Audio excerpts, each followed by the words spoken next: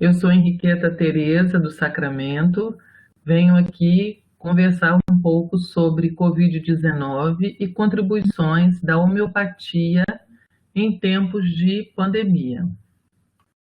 Um pouquinho de mim: eu sou médica graduada na UFES, especialista em homeopatia pelo Instituto Hahnemanniano do Brasil e também pela EMESCAM, gestão em serviços e sistemas de saúde pela UFES, mestre em políticas públicas e desenvolvimento local pela EMESCAM, e atualmente estou na área técnica em fitoterapia e as demais práticas integrativas no SUS, no município de Vitória, onde estou desde 1990. A homeopatia é preciso que a gente conceitue, né? Porque muitas vezes ela é confundida com a fitoterapia, né? Então, assim, a homeopatia é uma prática, é uma ciência médica que foi criada há 220 anos por um médico alemão chamado Samuel Hahnemann. E a homeopatia, ela contempla a totalidade do ser humano em detrimento de doenças isoladas. Então, nós não tratamos a doença gastrite da pessoa, nós tratamos a pessoa que tem uma gastrite. O médico, ele faz uma consulta e escolhe o medicamento a partir de todo o olhar, né, integral, holístico, sobre a situação da pessoa que chega ao consultório. Então, o nosso medicamento homeopático, ele age por meio de estímulos energéticos que são desencadeados no nosso corpo, né, com o intuito de restaurar a capacidade do nosso corpo de reagir para manter a funcionalidade física e psíquica. Então, todo medicamento homeopático, ele pode intervir, seja na área mental, quanto na área física. Às vezes a gente até pode ser confundido, né, de não sermos médicos, porque escutamos muito todo o aspecto psicológico do paciente. E o pai da homeopatia, o Hahnemann, ele estabeleceu um livro chamado Organon, onde ele faz toda a concepção do método que ele criou. E ele diz que o medicamento homeopático, ele vai agir na pessoa, provocando, né, em pessoas sensíveis, uma doença semelhante àquela doença que vai ser curada. Então, o que acontece? Nós chamamos de experimentação do medicamento. Então, todo medicamento homeopático, antes de ser utilizado em pessoas doentes, eles são testados em humanos. Então, eles são testados em humanos sadios, que não estão passando por nenhum conflito emocional, nem nenhuma questão orgânica, física. E esses medicamentos, então, eles são dados à pessoa, que ela vai pegar, nós vamos pegar um medicamento, vamos, né, estruturar ele, digamos, do ponto de vista farmacêutico, naquela dosagem, naquela potência, e essas pessoas vão se colocar como voluntárias, então, para fazerem a experimentação. E esse medicamento testado, ele vai causar uma doença artificial, que assim que se retira o medicamento, a pessoa volta a ter as funções normais. Não é uma doença que vai lesionar órgãos, e sim vai provocar uma resposta. Essa resposta, ela é aguda e vai ser toda registrada, né? E assim você vai construindo as patogenesias, né? E que depois a gente acessa a partir das matérias médicas, né? A Organização Mundial da Saúde, ela recomenda a prática da homeopatia como medicina integrativa e complementar. E no Brasil, ela também foi reconhecida como uma especialidade médica pelo Conselho Federal de Medicina desde 1980 e foi institucionalizada como uma prática médica através da resolução da CIPLAN de 1988. Essa resolução, inclusive, que permitiu que médicos entrassem por concurso público como eu entrei por concurso público e outros médicos homeopatas que trabalham também na prefeitura, né, a partir dessa resolução. A homeopatia está presente no Sistema Único de Saúde em Vitória e aqui no estado também, e ela vem assim sempre a inclusão desses médicos homeopatas sempre por concurso público. O Ministério da Saúde publica em 2006 a Política Nacional de Práticas Integrativas e Complementares, onde ela aponta a homeopatia como uma das práticas integrativas passíveis de serem institucionalizadas no SUS. Não nós, em Vitória, já muito antes, né, desde 1991, quando teve o concurso, já inseriu o médico homeopata junto com os outros médicos especialistas, né, para vaga para esses médicos fazerem concurso e trabalharem no sistema público de saúde. Então, como nós somos homeopatas, a gente sempre considera características peculiares de cada paciente. Então, assim, ontem mesmo uma colega num grupo perguntou: qual o medicamento homeopático mesmo que é interessante para tiques, né? A criança com tiques. Então, assim, a gente não vai só tratar o tique da criança. Tem que saber quem é essa criança, como que ela responde a todas as questões emocionais, né? Como que ela gosta, se ela é friorenta, se ela é calorenta, o que ela gosta de comer, como que ela reage ao não, como é que é a situação dela quando ela se afasta dos pais, né? Como é que é o sono. Então, tudo isso vai interferir, porque o tique é um distúrbio do sistema nervoso, né? Então, para nós, o indivíduo não tem apenas, então, uma doença. Ele carrega um desequilíbrio que vai se manifestar de diferentes formas ao longo da vida. Então, nós, homeopatas, temos a função de escolher esse medicamento, restaurar o organismo do caminho para a cura, tratando os pacientes, né, com os milhares de medicamentos diferentes que nós temos, que são extraídos de substâncias ou animais, ou vegetais, ou minerais, ou de produtos químicos e produtos orgânicos. O objetivo principal é estimular o sistema imunológico, restaurando o equilíbrio energético do paciente para enfrentar todas as situações. Essa conduta utiliza como base os sintomas apresentados pelos pacientes, seja sintomas emocionais, sintomas gerais e sintomas locais.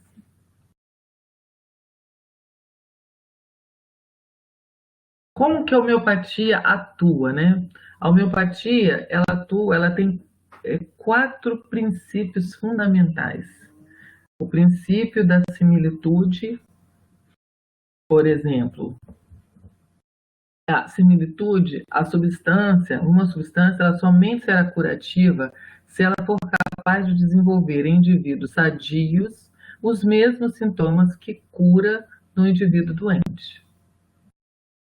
Exemplo do princípio da similitude. Hahnemann, quando ele estudava lá, ele lendo, né, traduzindo livros de botânica, livro de plantas tóxicas, enfim, ele conhece uma planta lá, fazendo a tradução, a Quina officinalis, ou quinquina, é uma árvore e tal, e ele, então, estudando, percebe que a quinquina, em doses tóxicas, por exemplo, se a pessoa tomasse um chá muito concentrado, a pessoa apresentava uma febre, depois calafrios, suor, muita transpiração, muita fraqueza, muita sensação de falta de ânimo, de adinamia, de total incapacidade assim, para fazer muitos movimentos, né?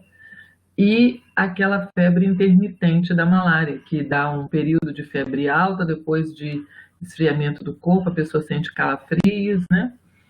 Então ele pensou, se as pessoas com malária sentem tudo isso, quer dizer, a doença causa esses sintomas, será que se eu pegar esse extrato dessa planta, né, e utilizar de uma forma mais dinamizada, quer dizer, de uma forma mais diluída, eu não vou antidotar? Então ele usa o método de dar aquele extrato diluído de quina para as pessoas com malária. E ele observa o desaparecimento dos sintomas, né? Então, ele percebe que a quinquina, em doses diluídas e dinamizadas, quer dizer, há uma diluição, né? Uma gota, por exemplo, da tintura de quina, da tintura da planta, para 99 partes de um diluente, por exemplo, de um álcool, você fez uma diluição de 1 para 100, né? E aí, essa diluição, ainda sendo estimulada ali, dando uma energia que, através de sucções, de agitações das moléculas daquele conteúdo dentro do frasco diluído, daquela tintura, ele aí faz a primeira centesimal hahnemanniana. E ele agita e succiona 100 vezes, porque ele faz um cálculo matemático, né? Como a gente fala, médicos naquela época eram médicos, eram físicos, eram químicos, né? Vamos dizer, estudavam muitas as ciências, né? E assim ele consegue começar a observar melhoras clínicas de sinais e sintomas que são manifestados, né, a partir dessas substâncias que ele, então, dá o nome de medicamento homeopático. E ele fala, né, dentro desses princípios, que o medicamento individualizado é preciso você escolher um medicamento. Se o médico consegue escolher um medicamento que vai, a partir de todos os sinais e sintomas clínicos daquilo que o paciente traz, ele escolhe um medicamento, é o ideal. Por quê? Ali, com aquele medicamento, ele vai observando o resultado da melhora clínica, né? E individualizando assim, fica mais fácil de fazer o acompanhamento do paciente. Mas às vezes você não vai conseguir encontrar esse medicamento da primeira vez, da primeira consulta, e vai ser necessário utilizar 2 ou 3 medicamentos. Ao longo da história, a homeopatia, então, vem sendo utilizada com êxito na prevenção e no tratamento de epidemias, principalmente na redução dos níveis de mortalidade. O Hahnemann utilizou a homeopatia quando aconteceu na Europa a epidemia por escarlatina, né? Ele estudou, né, os casos e ele percebia que os sintomas eram parecidos. Então, assim, epidemia são doenças, né, que ocorrem, né, que abrangem um grande número de pessoas, né? Ela afeta rapidamente as pessoas e acomete um grande número. E aí, num livro do Kent, Filosofia Homeopática, ele orienta sobre a metodologia que se identifica o gênio epidêmico. Esse gênio epidêmico, no Organon, no parágrafo 100, elucida que os sintomas das doenças com caráter contagioso são sempre os mesmos. Então, daí que você não precisa individualizar. Por quê? Igual uma consulta quando a pessoa não tem uma doença contagiosa, né? O caráter contagioso, ele vem dizendo o esquema, né? A maioria das pessoas vai sentir o quê? No caso de Covid, né? Vai sentir febre, vai sentir dor no corpo, fraqueza, sudorese intensa, mialgia, né? Uma incapacidade de fazer muitos exercícios, a pessoa parece correr uma maratona, fica com muito... Depois vem a fase que já tem a classificação da primeira fase, da segunda fase, da terceira fase. Então, é assim que a gente vai observar para pensar na escolha dos medicamentos homeopáticos, né? E esses sintomas, eles vão sendo coletados, todos os sintomas são coletados, inclusive os sintomas mentais, né? Para que o médico faça a repertorização, então ele vai coletar esses sintomas e vai pontuar esses sintomas em um livro chamado Repertório, que aglutina ali todos os medicamentos com sintomas variando de pontos, pontuação mínima, pontuação máxima. Isso é um detalhe que só o médico homeopata pode fazer, né?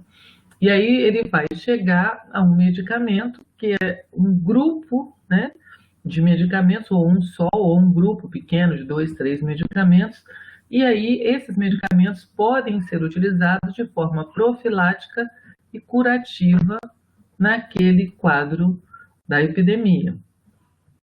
Então, os medicamentos escolhidos individualmente, segundo o princípio da semelhança sintomática, como a gente falou, da similitude, em conformidade com a totalidade de sintomas que são peculiares àquela epidemia, é chamado de medicamento gênio epidêmico. Hahnemann, no parágrafo 81 do Organon, diz que cada epidemia isolada tem um caráter peculiar, uniforme e particular, que é comum a todos os afetados. Por isso, a gente pode utilizar um medicamento escolhido como gênio epidêmico. Para essa determinação do gênio epidêmico, vamos repertorizar, como eu falei, anotando, né, todos aqueles sintomas que a pessoa relata. Essas anotações, elas são sintomas que são comuns à maioria das pessoas, e a partir dessa repertorização, o médico obtém então um medicamento que vai aparecer com maior capacidade de cobertura da totalidade sintomática da doença. Então, gênio, como significado do latim digno, geno, aquilo que é peculiar, que constitui sua identidade, seu caráter peculiar. Certo? Então, o gênio é aquilo que individualiza, que é peculiar àquela doença. Então, a homeopatia, ela pode ser empregada na prevenção, no tratamento de doenças epidêmicas, denominado de homeoprofilaxia, desde que os medicamentos escolhidos sejam segundo o princípio da similitude sintomática, envolvendo sintomas peculiares à epidemia, segundo Teixeira, 2010. Já foi feito alguns estudos de gênio epidêmico para dengue em municípios de Minas Gerais, né? O município de Betim, por exemplo, fez muito bem. Um município também no Rio de Janeiro, esqueci o nome do município, mas vocês encontram na internet, né, relatos, apresentação de trabalhos científicos com relação à atuação do medicamento gênio epidêmico em epidemias como a de dengue, né? E aqui, no caso, nós estamos falando, né, como prática complementar, a homeopatia tem sido usada para o caso da doença Covid-19. Como prática complementar, ela teve origem no Irã e foram feitos pelo médico Dr. Aditya Kasarins, em colaboração com o Dr. Rajan Sankaran, que também é muito estudioso, tem muitas publicações, respeitado, e aqui no Brasil ele dá curso sempre. Outros países também têm adotado diretrizes governamentais para a prevenção e tratamento da Covid-19 com homeopatia, segundo as diretrizes adotadas pela Organização Mundial da Saúde. A Índia, né, em fevereiro de 2020, por meio do Ministério lá da Saúde, indica vários recursos complementares, como a medicina ayurvédica e a homeopatia, né? E foi feito, então, um protocolo homeopático e é divulgado no site oficial do Ministério da Saúde da Índia, que vocês podem acessar também. Então, no Brasil, a Associação Médica Homeopática Brasileira também publicou um estudo preliminar de sintomas e medicamentos prevalentes do gênio epidêmico, a partir do estudo de relato de caso de 27 pacientes brasileiros, 25 paulistas, um cearense e um carioca, que foram coletados no período de 22 de março a 31 de março. A partir dessa amostragem, foi feita por saturação dos sintomas, utilizando, né, os recursos de repertorização. Os medicamentos, né, mais importantes que se destacaram nesse conjunto de sinais e sintomas da Covid no Brasil foi briônia e fósforos, baseado nos sintomas gerais da Covid-19, seguidos por arsênico album, quina officinalis, quinina arsenicoso. O Ministério da Saúde, inclusive, coloca, né, uma nota sobre os medicamentos que podem ser utilizados na Covid-19 incluem os medicamentos homeopáticos. Esses, inclusive, desse trabalho feito pela MHB. O grupo de pesquisa em homeopatia, constituído também por médicos, dentistas, veterinários, farmacêuticos, de uma outra associação, que é a Associação Brasileira de Reciclagem e Assistência em Homeopatia, em parceria com a Comissão Técnico-Científica da Clínica de Homeopatia do Hospital Servidor Público Municipal de São Paulo, também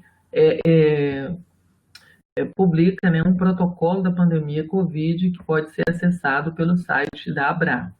E os resultados esperados desses protocolos é cura, melhora ou não aparecimento dos sintomas relacionados à Covid, principalmente se a pessoa vai tomar preventivamente, ela vai tomar antes de aparecer os sintomas, né? Então, o medicamento, ele vai, através de um estímulo causado por ele, ativar a resposta imunológica.